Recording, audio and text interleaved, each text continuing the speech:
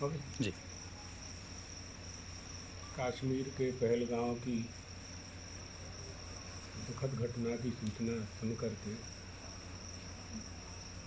यह समझ में आ चुका है कि जो लोग यह कहते हैं कि आतंकवाद का कोई धर्म नहीं होता, सिद्ध हो गया है आतंकवादियों ने धर्म का आश्रय लेकर के ही एक विशेष धर्म के लोगों को लक्ष्य करके उनकी हत्याएं की हैं। धर्म शब्द का अर्थ न जानने के कारण आतंकवाद को धर्म के साथ जोड़ दिया जाता है। आतंकवादियों का तो यही कर्तव्य है कि हत्या करो। त्रेता युग में रावण का यही कर्तव्य था, यही धर्म था उसका। द्वापर में कंस का यही धर्म था।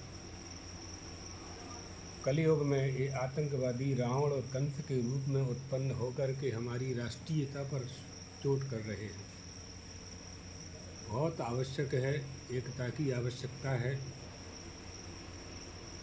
आज हमारे देश की सेना, तीनों सेनाएं, जल सेना, थल सेना, वायु सेना इतनी मजबूत है और सक्षम है, आमने सामने युद्ध करने की किसी की हिम्मत नहीं है।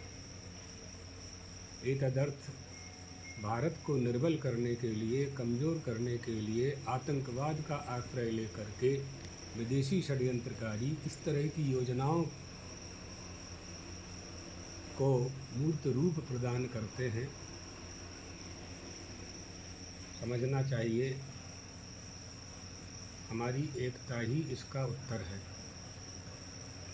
समस्त हिंदुओं को दलगत राजनीति से ऊपर उठ करके एक होना चाहिए और यही उनके लिए सबसे बड़ा मुंहतोड़ जवाब देने जैसा होगा। हम चाहते हैं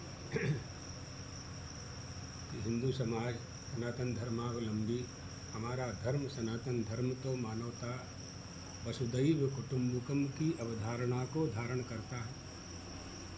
किसी के प्रति द्वेष की भावना हमारी नहीं होती है, लेकिन हमारी सुरक्षा करने का अधिकार तो हमें होना ही चाहिए।